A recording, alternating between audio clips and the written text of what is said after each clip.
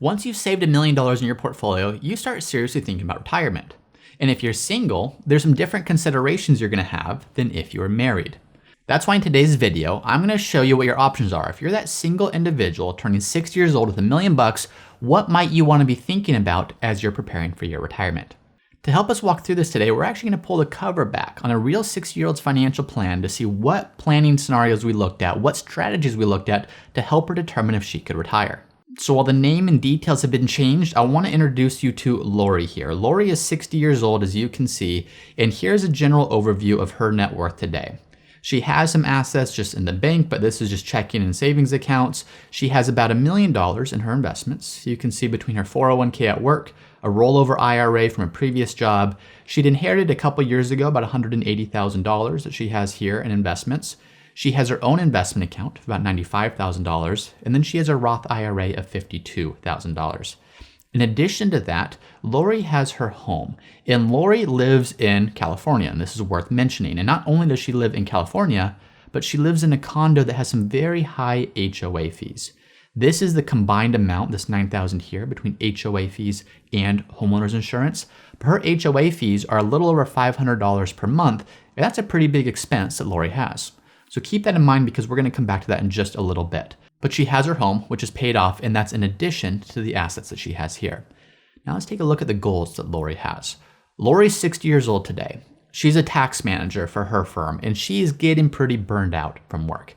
Now she's always thought that she's going to work until 67 just because that's what you do. At least that's what she was told. That's what you do. If you want to maximize your Social Security benefit, you need to keep working until that time. But really in the back of her head, and not even in the back of her head, she's pretty open about it, she would love to be able to retire early because she just doesn't love the grind, especially around tax season. So she thinks she'll retire at 67. We walk through her budget, and this is excluding things like HOA fees, property taxes, home insurance, but just her living expenses. About $5,200 per month is what she would want to live on when she retires. In addition to that, here's what her healthcare expenses would be. If she did retire pre-Medicare, then we took a look and a plan for her on the marketplace would be around $800 per month, which is $9,600 per year. Now, if she works past 65, of course, she's eligible for Medicare. Medicare, we're going to calculate her Part B and Part D premiums for her. And then we're budgeting for an additional $4,500 of out-of-pocket expenses above and beyond that. So those are her healthcare expenses. She also wanted to budget about $12,000 per year for travel. She's able to do some travel stuff with her budget of $5,200 per month here, some weekend trips here and there, a flight across the country to see some friends. But for some bigger stuff, she wanted an additional $12,000 to be added into her budget, and not forever. But she said, if I'm going to retire at 67, I'd like to know I have at least 15 years or so of an additional $12,000 per year that I could use to travel. And then finally down here, Lori wanted to make sure that we're planning for a new vehicle every so often. So we're planning for $30,000, not every single year, of course, but every 8 years. And really what this looks like is she has her vehicle now. Could she sell that for some amount? Maybe she gets $5,000 to $10,000 for that. She combines that with this new $30,000, which we're going to adjust for inflation, to purchase a new vehicle every 8 years. So those are Lori's goals. Next, let's take a look at the income sources that she has. As I mentioned, she's a tax manager. She makes between base and bonus about $155,000 per year. And when she retires, she would have her Social Security benefit. She actually thought, I know I mentioned at 67 is when she wanted to retire because that's her full retirement age. She actually wants to plan to defer her Social Security until 70 because she's single, because she wants to make sure she has a stable or a high income source in retirement because there's no one else to support her. She wanted to wait until age 70. Her benefit at full retirement age is around $33.50 a month, which means if she waited until 70, she'd have 3 years of delayed retirement credits, which equals an additional 8% bump every single year that she continues waiting. But this is what her Social Security benefit would look like. And then finally, here's the savings that Lori is putting away. She's contributing 10% to her 401k. As you can see here, her company is matching 100% of the first 4% that she puts in. So she does 10%, her company matches 4%. Those are the retirement contributions she's planning to make between age 60 and age 67 when she intends to retire. So as we always like to do when we're walking through someone's financial plan, we want to start with their cash flows. This is the lifeblood of your retirement plan. What income sources do you have coming in, and how does that compare to the expenses, your desired expenses that you'll have going out? So as we start to look at this, here's the income sources that Lori will have for the next number of years. Here's her salary today. So this is both base compensation plus bonus, $155,000 per year. We're going to adjust that a little bit for inflation each year, and that is going to stop at Lori's age 67. So that income is fully covering all of Lori's needs today. But of course, when she retires, that income goes away and we'll need another source of income to take over from there. Well, she will have Social Security, as you can see right here, but that's not going to kick in right away. If Lori waits until age 70, she's going to have a gap of zero income from outside sources, meaning she'd have to entirely live on cash or portfolio, but that Social Security benefit won't kick in until age 70. So here's what that benefit will look like when she does retire, and you can see how that's adjusting for inflation a little bit as well. And those are her income sources. Now that's only one part of the equation. That's what's coming in. We need to compare that to what does she want going out? What are her goals? What does she want to live on? So that's what we can see right here. So if we start at the year that she retires, here's her basic living expenses. So she started with $5,200 per month. That's $62,400 per year. So why are we planning on $76,000? Well, because of inflation. $5,200 per month is what her budget looks like today. But the cost of groceries, the cost of fuel, the cost of clothing, the cost of everything is going to continue going up. So we're adjusting that for inflation. So this number here is the equivalent of $5,200 per month in today's dollars. Now that's her budget, as we discussed, meaning that excludes property taxes, that excludes HOA fees, that excludes other things. We're accounting for those under this housing line item, where here's her expected property taxes, here's what that insurance and HOA fee is going to be, here's her total housing cost, $17,700 per year, even though her mortgage is paid off.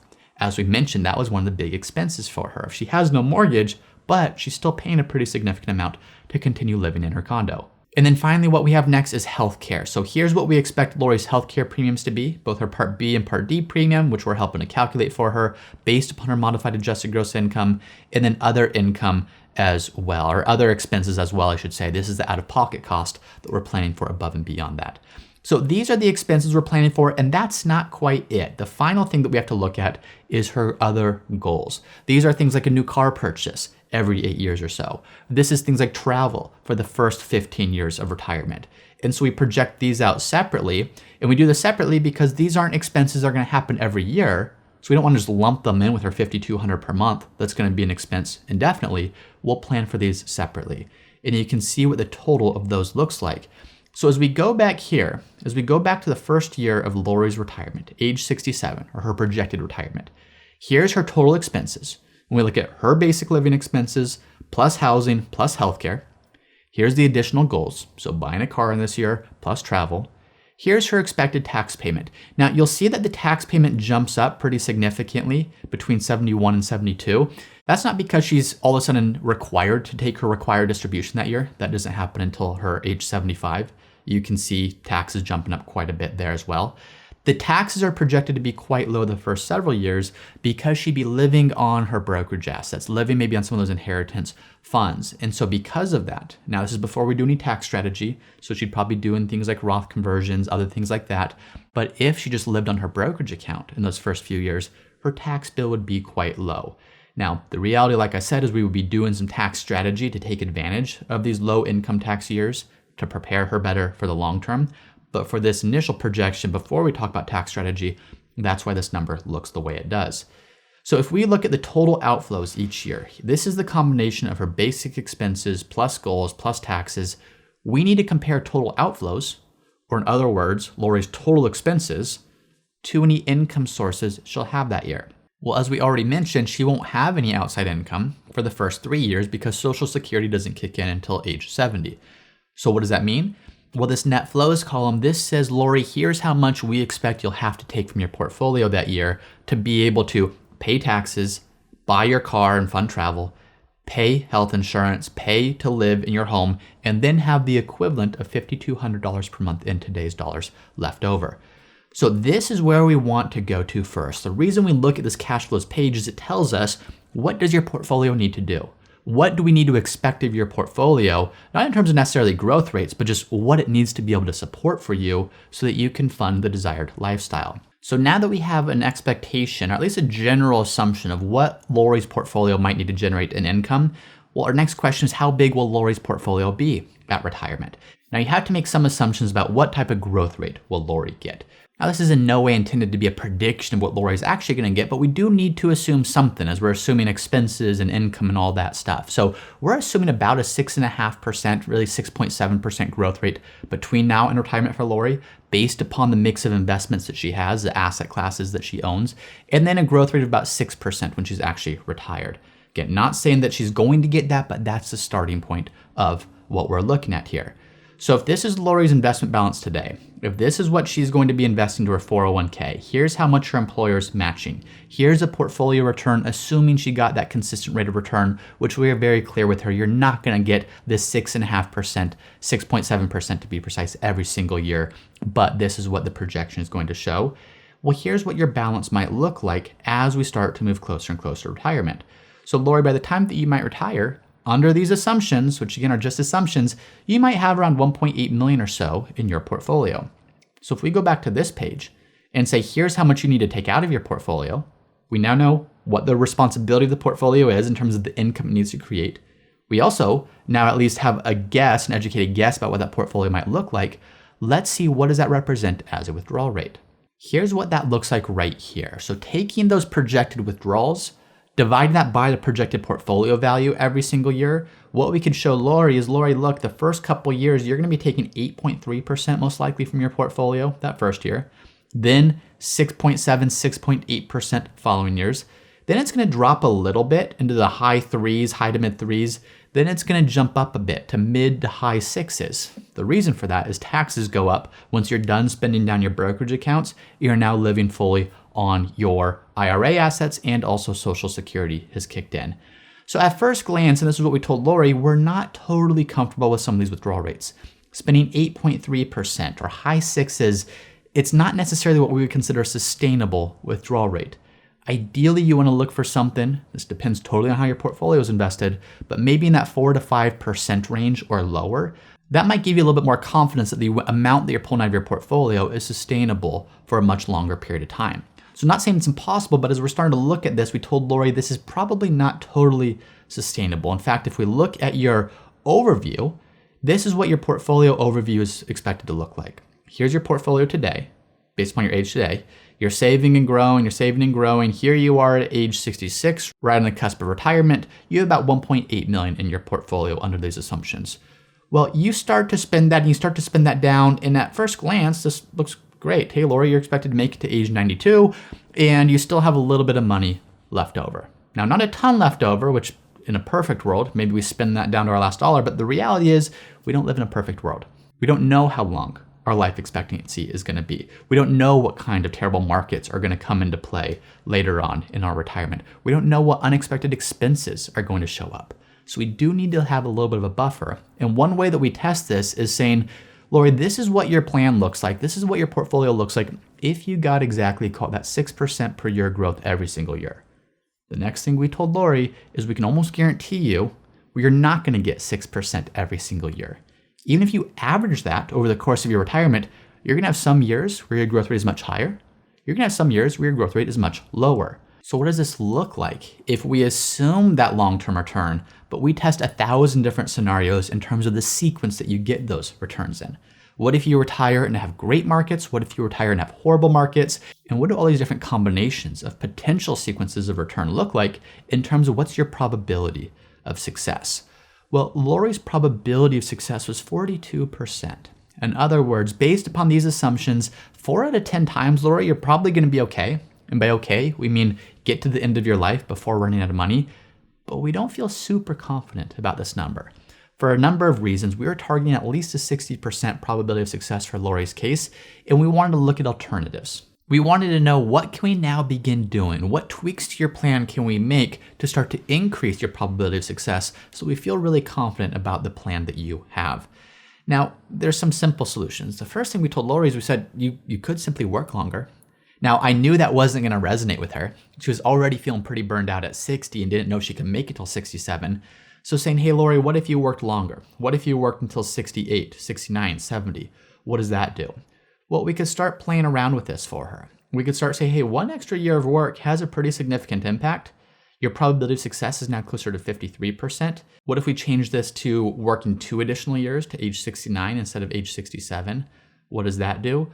Well, that's starting to get you even closer. You're now at 63%. So we're now in the ballpark of what is probably a more realistic plan to have the probability of success that we want. But doing so on the financial end is really sacrificing some of the personal goals Lori had. I don't really want to be doing this for 9 more years, especially considering this isn't something I love doing. So we said, okay, well, let's not take a look at working longer. Let's say that option's off the table. But what if you spend a little bit less? Now, there wasn't a ton that Lori could cut in her discretionary budget. She was living on $5,200 per month. We said there's potentially $400 per month that she could cut out before she started making pretty dramatic changes to her expected lifestyle and retirement. But we want to show her, what does that look like? What if you spend $4,800 per month instead of $5,200?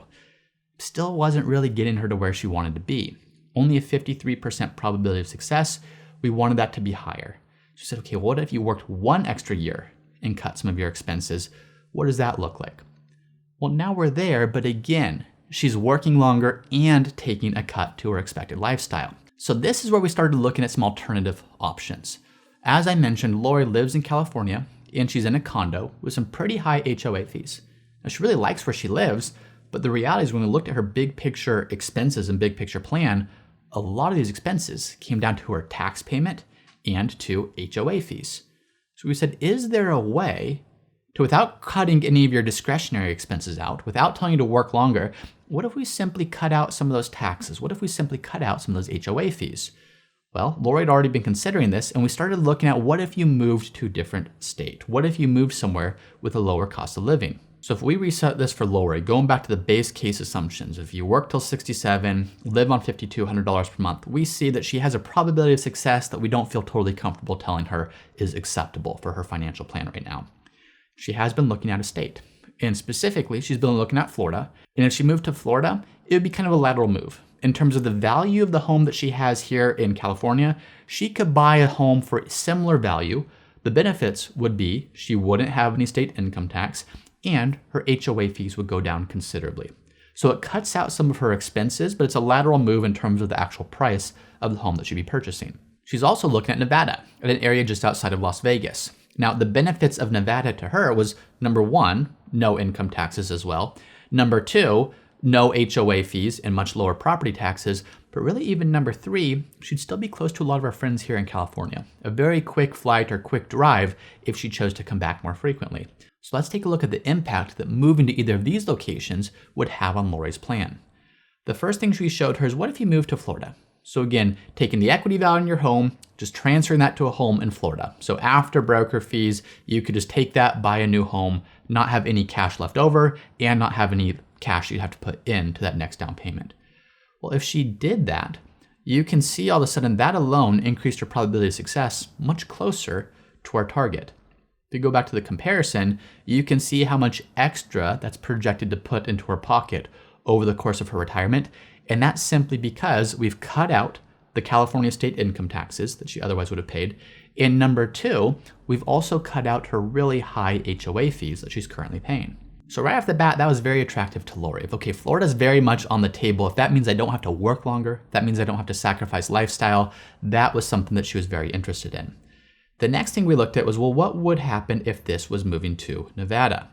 And as you can see here, if you move to Nevada, we're assuming a purchase price of about $380,000.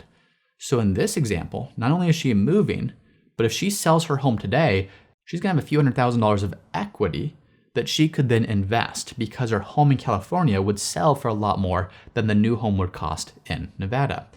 In addition to that, you can see what a projected property tax would be. You can see what her annual insurance is expected to be. So if we did that, here's the impact on her plan now. Now, all of a sudden, she has a much, much higher probability of success. And again, that's because not only did she cut expenses, not her discretionary expenses, but her tax and her HOA fees, but in addition to that, she has a few $100,000 of equity that she could now invest to create income for her in retirement. Now, that wasn't it. As we started exploring this further, we saw that the cost of living in Nevada is just significantly lower than the cost of living where she was in California. So we started looking at this and saying, well, now if she cut expenses to $4,800, not because she needed to, but just showing her this, we said, Lori, now if you cut expenses by $400 per month, It's not really a pay decrease, it's just the cost of living is lower in this new area than it would be in California. Now she's at a 95% probability of success. So that's the great news. But here's the even better news. Okay, Lori, you're a little burned out. You're not a little burned out, you're a lot burned out. And even working until 67 wasn't something that was super attractive or inspiring to you. Well, this isn't a probability of success we're necessarily targeting. In fact, we think you can retire with a lower probability of success, assuming we're willing to make some necessary changes along the way. So we started showing her, what if it's not 67 that you work until? What if you retire at 65? And we started showing her, if you move to Nevada, now obviously we want to make sure it aligns with what your personal goals are and what you want retirement to look like. And it's not Nevada specifically, but just any state with a lower income tax rate, lower cost of living, and lower home purchase price, because then she could invest, she could create more income from her portfolio. This actually accelerates some of your retirement goals without you having to make any dramatic cuts to lifestyle or anything else of that nature. Now, by the way, if this is helpful to see, a lot of you ask, hey, what software is this? We actually provide access to this software in something we call Retirement Planning Academy. There's a link below in the description, and check that out if you're interested in the software. But just want to say that because I know a lot of you are reaching out to say, hey, how do we get access to this software? Well, it's available in that academy there. So what are the takeaways for the rest of you from Lori's plan here? Lori was in a good position after going through this, and of course there's a lot of follow-up work on this for tax strategy, investments, all the things that go into making this plan a reality. But what I want to point out is a couple things. Number one, the first principle I think everyone should take away from this is your retirement expenses are everything. Your ability to fund your retirement comes down so much to how much do you need retirement to cost. Some seemingly insignificant expenses, and I shouldn't say insignificant, HOA fees were quite a bit, state taxes were quite a bit, but those are expenses that if you were to tell Lori, hey, to retire, you've got to cut a bunch of expenses, most people go to, oh geez, does that mean I can't travel? Does that mean I've got to not go out to eat? Does that mean I can't do fun things with friends? Maybe, but maybe start with lower hanging fruit. What if we cut out a few $100s a month of HOA fees? What if we cut out several $1,000s a year of state income taxes? So that's the first thing, is make sure that your expenses are dialed in, because that's going to have a huge impact on the trajectory of your financial plan. Number two, trade-offs are everything. We're looking at a financial implication or financial move for Lori. We also want to talk about this, of what would your quality of life look like in Florida? What would it look like in Nevada? Now, thankfully, in both cases, she felt really excited about those options. But that's not always the case. Just because something works out better by moving out of state or making a dramatic move doesn't mean it resonates personally.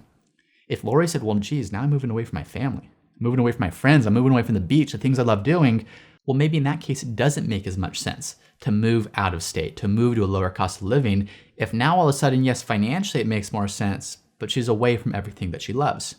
So trade-offs are everything. There's a solution to most plans, but you have to understand, what are you more willing to do? Is it working longer? Is it saving more? Is it cutting expenses? Is it downsizing? Is it part-time work? There's all kinds of solutions. It's about understanding the trade-offs between each of them and finding which one resonates best for you. And then the final takeaway is that now that Lori had this plan in place, now she can start getting excited about her future. Now she can start envisioning herself in that place where she's going to move. Now she can get excited about even going to work each day, knowing that the time until she's done working has really been accelerated, knowing that it's been pushed up because of some of the financial planning changes and adjustments that she's made. So when you have this plan in place, then the confidence follows of knowing you're on track to accomplish your goals. And there's a little bit more energy and excitement that comes with what you need to do to get there, because you have that envisioned future in front of you and you know what it's going to take to accomplish that. Now, one of the things I want to point out in this video is I showed how impactful taxes can be on a financial plan. Now, if you're looking at this and saying, geez, what are some ways that we can lower our taxes? There's some tax strategies that we can implement to decrease that in our retirement plan. Well, be sure to check out this tax video here. I walk through 3 common tax mistakes that many retirees make, and they do so unknowingly. So check out that video so you can understand what those mistakes are and what you can do to get ahead of them. Once again, I'm James Knoll, founder of Root Financial, and if you're interested in seeing how we help our clients at Root Financial get the most out of life with their money, be sure to visit us at www.rootfinancialpartners.com.